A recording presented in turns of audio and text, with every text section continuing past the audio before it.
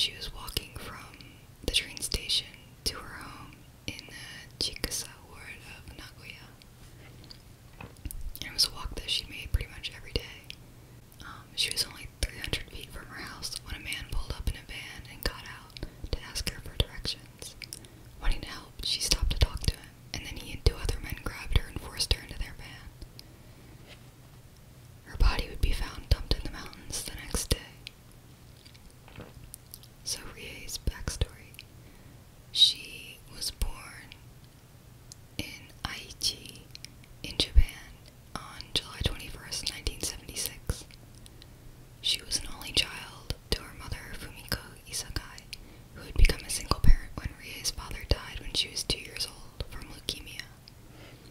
Rie was described as a smart, honest, hardworking, and caring woman.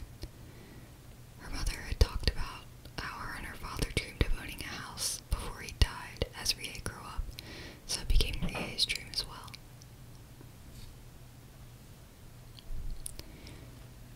Rie had been saving up about 100,000 yen, which is about $1,000 a month, every month to surprise her mom with a house, and so far to that point she'd raised about 8 million yen, which translates roughly to $80,000. And for reference, the average Japanese office worker makes about $2,400 a month, so the fact that she was saving pretty much half of that every month for who knows how long to buy this house is pretty remarkable. So Rie was a fan of the game Go, which is a Chinese strategy game where the goal is to gain more territory than the opponent, sort of like chess or Othello. And she had started attending a cafe where people who liked Go could meet other people who liked the game and play it with them, which is where she met her boyfriend Taki, who was an undergraduate student in mathematics. I couldn't find any information on like how long they were together for or anything like that though. Rie also enjoyed number games, and they would often play one where you made up a string of numbers that sound like a word. In Japanese, for example, the number 39, which is usually sanjukyu, but you could say it like sankyu, which would mean thank you based on how the way the numbers sound. Yeah, sankyu. And like I said, every night when she walked home from work, she would call him. But that night, he didn't answer because it was pretty late, and apparently he wasn't home for whatever reason. So, I said that took place on the 24th of August.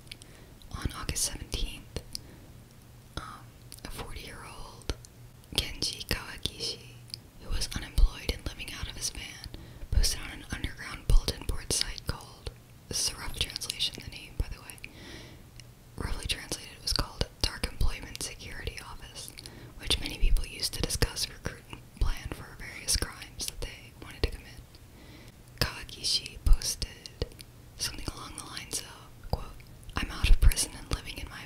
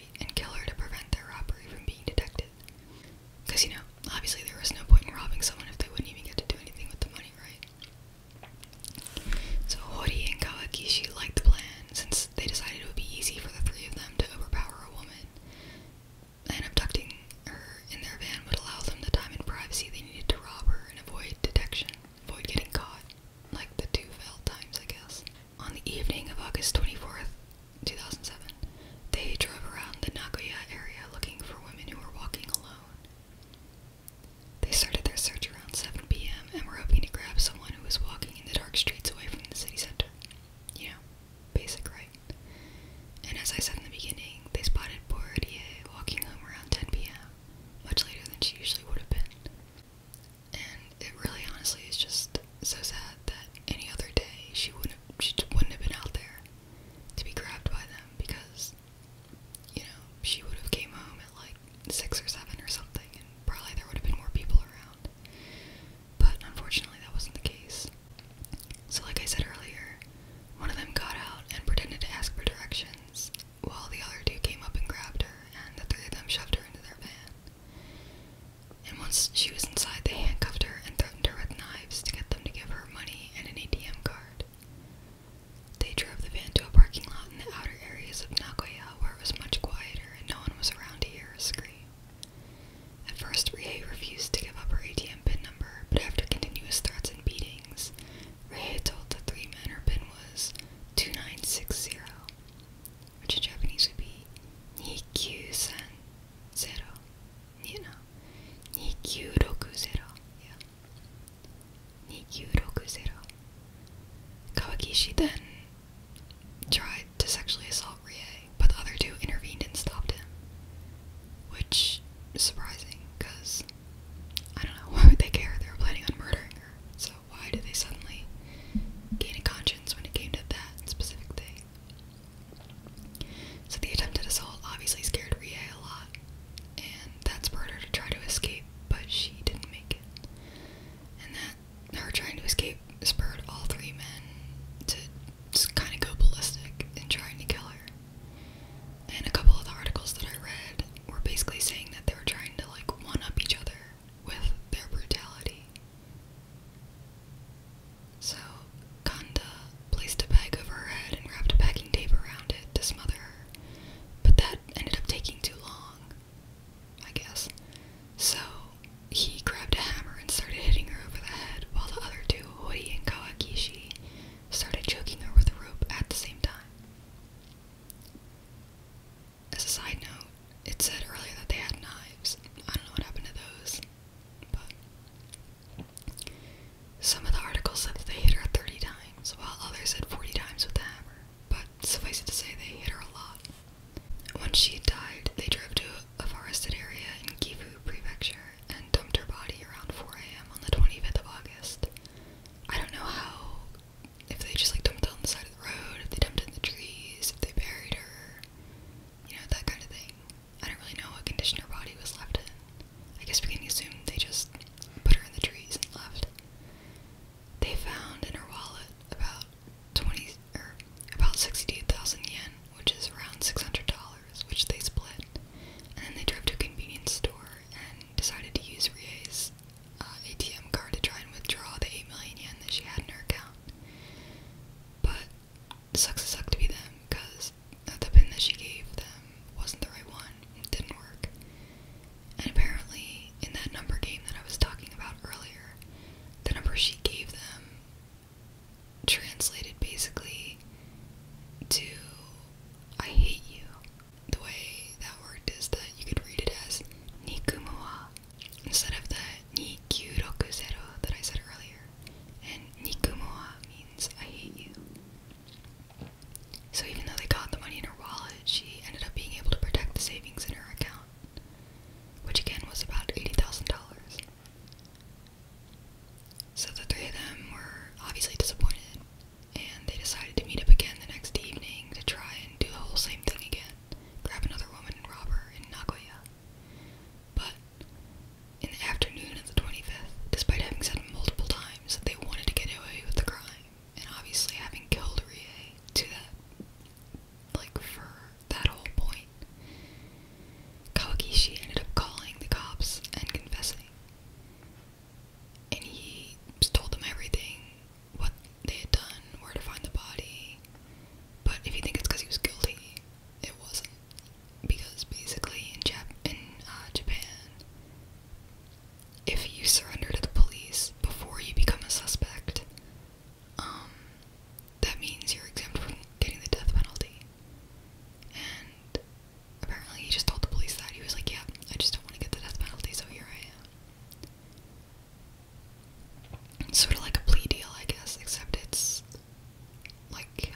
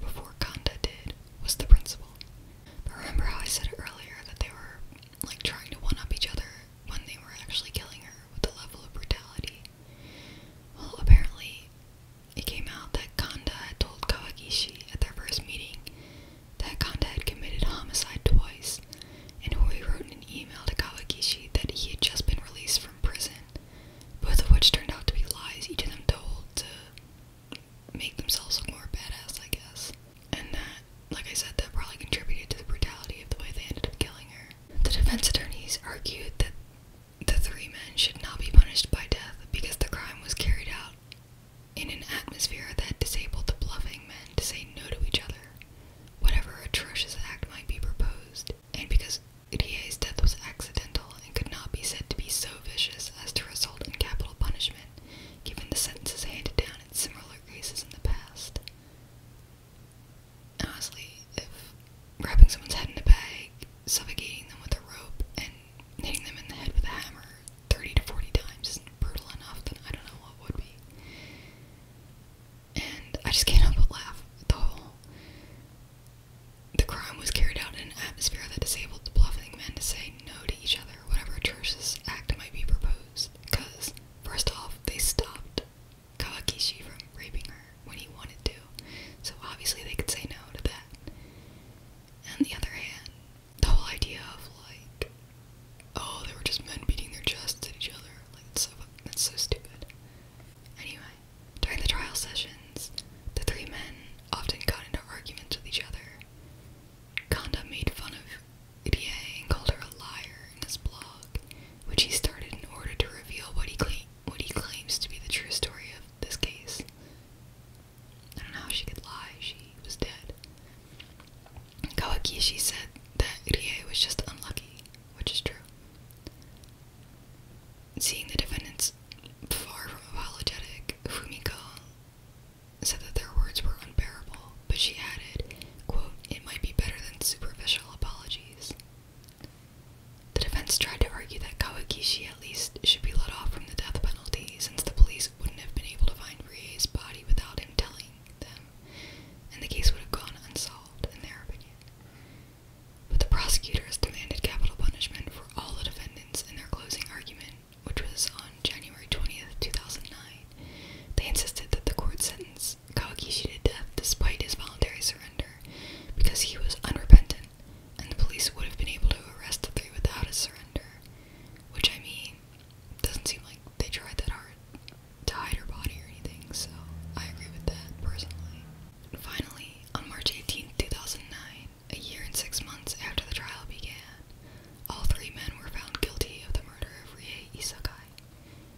Kanda and Hori were sentenced to death, but Kawagishi was sentenced to life in prison with the possibility of parole, because the court judged that he had provided the police with useful information that led to the arrest of Kanda and Hori. So, here's a quote from presiding judge Yuichiro Hondo, which is, quote, "Kanda had played a leading role in the murder.